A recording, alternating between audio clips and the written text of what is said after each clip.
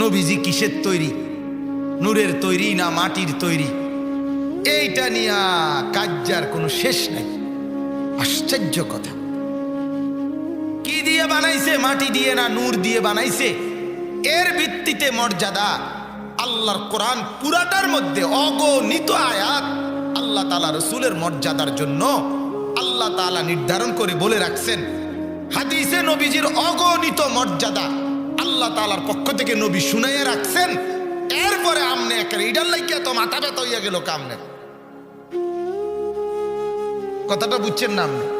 আগুন বলেন, মাটি বলেন, নূর বলেন, বাতি বলেন, সেরাক বলেন, লাইট বলেন, কোনটাই তো মর্যাদার কিছু না। মর্যাদার ফয়সালা তো আল্লাহর হাতে। কথা কন না কেন? এই কথাটা কেমনে বুঝাইব? এই কথাটা সহজ কথা।